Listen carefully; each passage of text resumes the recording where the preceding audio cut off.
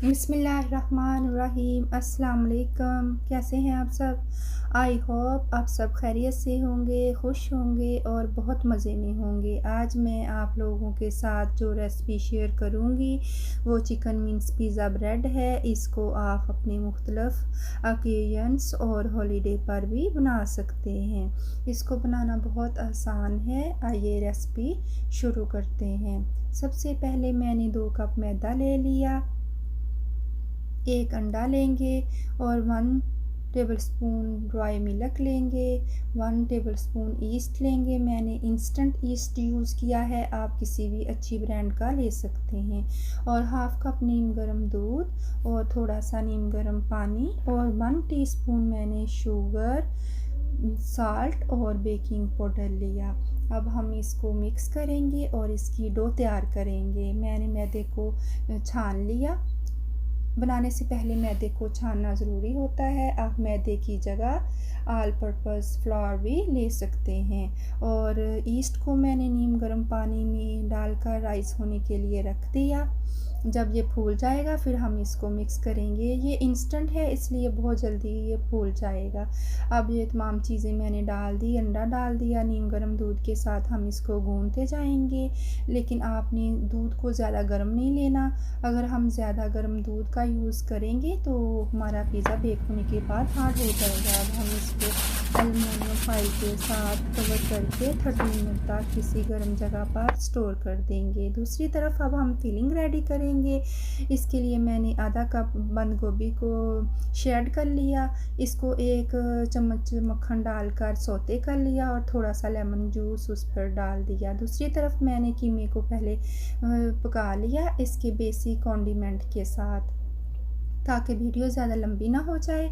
इसके तमाम कॉन्डिमेंट मैंने डिस्क्रिप्शन में दे दिए हैं, ये ऑप्शनल है। आप इसकी जगह चिकन विंग्स की जगह चिकन श्रेड करके भी डाल सकते हैं, श्रेड फिश और मटन विंग्स और फ्रैंक्स वगैरह का भी यूज़ कर सकते हैं। मैंने इसके तमाम कॉन्डिमेंट और स्पाइस अपनी अकॉर्डिंग टू यूज़ किए हैं। हाँ, आप अपने अकॉर्डिंग इसको यूज़ कीजिए। अब इन चीज़ों को हम अच्छी तरह से मिक्स कर लेंगे और चाहें तो आप इसमें सोया सॉस और दूसरी सॉस भी यूज़ कर सकते हैं, लेकिन मैं थोड़ा सा इसके अंदर लेमन जूस यूज़ करूँगी। और मैंने थाइम फ्लेक्स और ऑरेगनो फ्लेक्स भी यूज़ किए हैं। और हर्ब में आप धनिया के पत्ते या पार्सले के पत्ते भी यूज़ कर सकते हैं। आप इसको ठंडा होने के लिए रख देंगे। और दूसरी तरफ डो हमारी राइस हो चुकी है, देखें डबल साइज़ हो गया। अब इसको फर्दर ही हम नहीं गूंदेंगे, अगर गूंदना शुरू कर देंगे तो हमारा पिज़्ज़ा बेक होने के बाद हार्ड हो जाएगा। अब हम इसके 2 पार्ट बना लेंगे चिकन पिज़्ज़ा ब्रेड के लिए और बाकी के नोट और बंद बना लेंगे। अब पिज़्ज़ा ब्रेड के लिए हम इसके पेड़ों को इस तरह से खुशक आटे में इसको लगा कर अब रोटी बेल लेंगे। सबसे पहले थोड़ा सा आटा डस्ट करेंगे ऊपर, फिर इसके ऊपर इस पेड़े को रख कर बेलेंगे ताकि ये चिपके ना, क्योंकि डो हमारी बहुत नरम है। ये रोटी मैंने ओवल शेप में बेली है, आप किसी भी शेप में इसको बेल सकते हैं। इसकी मुख्तलिफ़ शेप्स हैं। ये अब इसके तमाम एजिस इवनली होने चाहिए। जब बेलते वक्त भी इसके सब एजिस इवन होने चाहिए और कटिंग करते वक्त भी आप इसके एजिस इवन होने चाहिए। ये थोड़ी सी डो नरम है इसलिए थोड़ी सी कटिंग में इस तरह से प्रॉब्लम हुई, लेकिन जब हम इसको फोल्ड करेंगे तो ये सेटल हो जाएंगे। आप फिलिंग करेंगे, फिलिंग आपने बड़ी एहतियात के साथ करनी है, ज़्यादा ओवर फिलिंग नहीं करनी।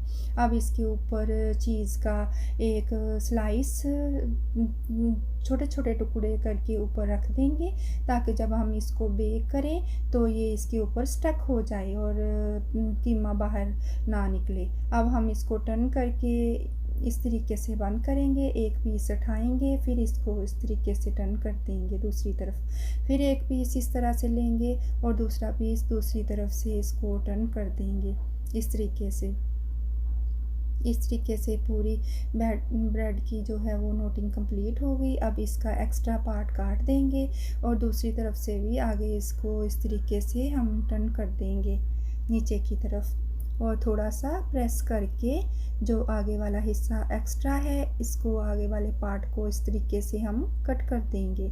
अब मैंने पिज़्ज़ा ट्रे में एलुमिनियम फॉइल को ऑयल लगाकर इसके ऊपर पिज़्ज़ा ब्रेड को अरेंज कर दिया और 180 सेल्सियम पे मैंने इसको बेक होने के लिए रख दिया। आप चाहें तो 280 डिग्री फ़ारेनहाइट पर भी इसको बेक कर सकते हैं।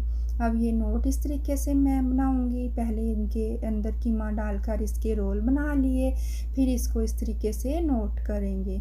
ये देखें, ये नोट जब हमने लगानी है तो ज़्यादा हमने टाइट नहीं लगानी, इस तरीके से लूज़ रखनी है। ये नोट इस तरह लगाने के बाद इसको भी हम मक्खन के साथ ब्रशिंग करेंगे और सीसमी सीड स्प्रिंकल कर देंगे। आप चाहें तो इसमें ब्लैक सीड भी स्प्रिंकल कर सकते हैं, ये ऑप्शनल है। इस तरीके से हम सारे ये नोट मुकम्मल करने के बाद इनके ऊपर इसी तरीके से ब्रशिंग मक्खन की करेंगे और इसको दूसरी ट्रे में अरेंज कर देंगे। उसी तरह ट्रे लेंगे और उसके ऊपर एलुमिनियम फॉइल बिछाएंगे और उसके ऊपर ऑयल लगाकर इसके ऊपर ये नोट और ये जो बंद मैंने बनाए हैं इनको अरेंज कर देंगे और इसको भी हम पिज़्ज़ा ब्रेड के साथ ही इसको बेक करने के लिए रख देंगे। इस तरीके से हम इसको सेट करेंगे और इसको भी उतने ही टाइम देंगे। अब हमारी बेक होकर ब्रेड आ गई है। थोड़ी थोड़ी हम हल्के हाथों से मक्खन की ब्रशिंग करेंगे ताकि ऊपर की लुक सिल्की और शाइनी दे और ये सॉफ्ट हो। इसी तरह बंद और नोट के ऊपर भी हम मक्खन की ब्रशिंग करेंगे। अब इसको हम केचप और आलू बुखारे इमली की चटनी के साथ ले सकते हैं। आप चाहें तो आप इसको शाम की चाय के साथ एज ए स्नैक्स के तौर पर भी इसको यूज़ कर सकते हैं। ये हमारी फ्लफ़ी और डिलीशियस पिज़्ज़ा ब्रेड तैयार हो चुकी है।